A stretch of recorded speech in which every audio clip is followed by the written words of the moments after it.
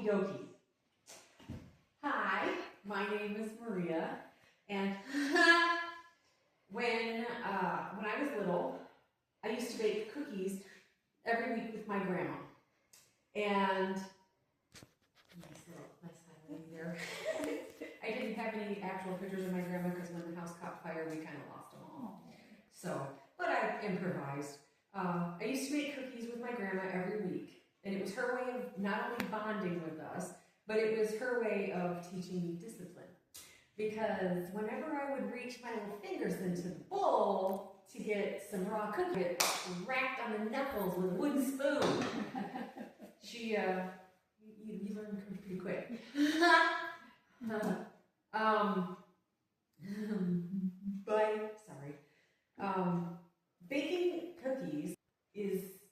Baking chocolate chip cookies is easy. First, I will talk about gathering my ingredients. Then I will discuss combining the ingredients. And finally, we will talk about serving the cookies. By gathering the ingredients is easy. Can you see that? Yeah. I know it's a little dark. I'm sorry. Gathering your ingredients is easy.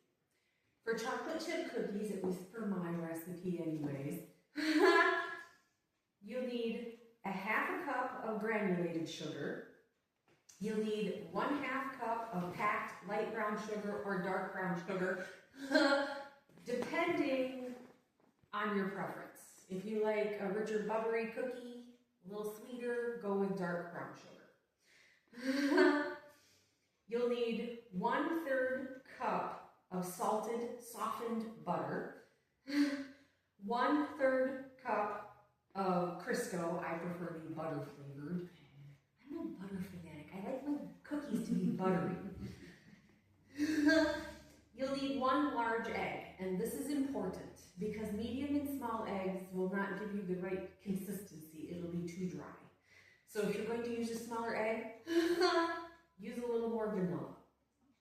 As for vanilla, you'll need 1 tablespoon of vanilla. I prefer to use my own homemade vanilla because I like a variety in my beans, so if the flavor is different, but you can use store-bought.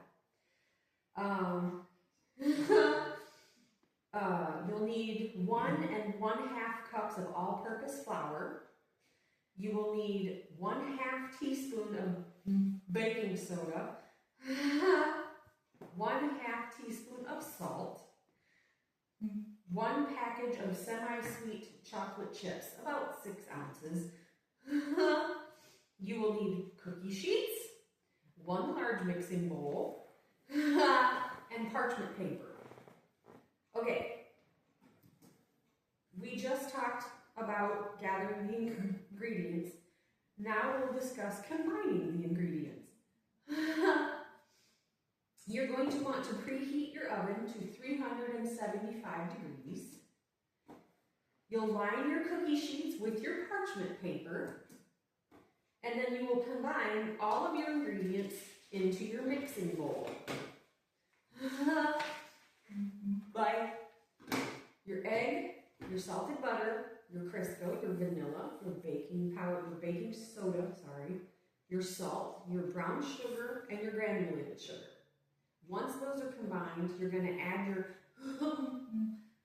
1.5 cups of flour and then your chocolate chips. And you add your chocolate chips last. You're going to mix up your mixture with your hands until all the ingredients are thoroughly combined. Your mixture should resemble a dough. It should be a dough-type consistency.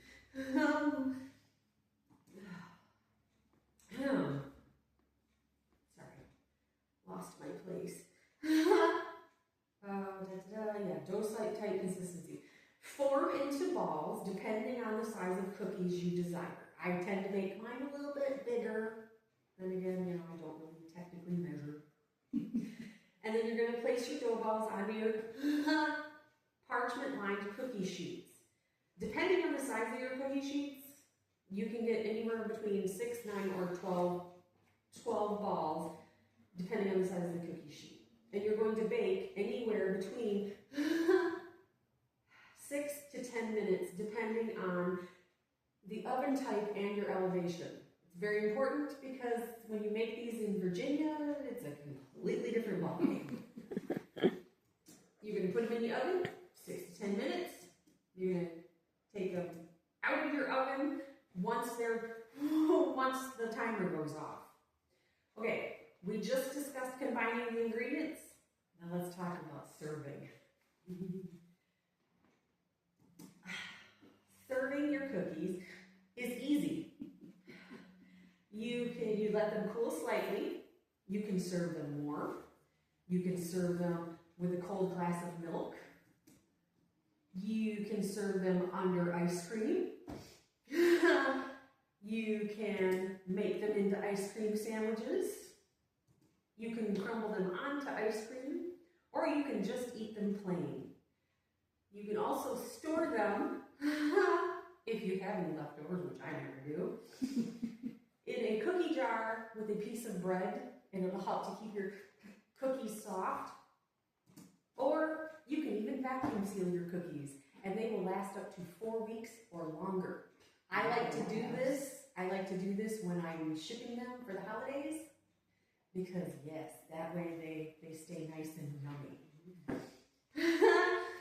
Okay, first we talked about gathering our ingredients. Then we discussed combining our ingredients. And finally we talked about serving the cookies. Baking chocolate chip cookies is easy. Baking chocolate chip cookies with my grandma was how I learned to bake. And I think of her every time I bake cookies. Every time I am tempted to eat some of the raw cookie dough, my knuckles still hurt. And I remember Grandma's one rule. I hope to be a happy memory for my nieces and nephews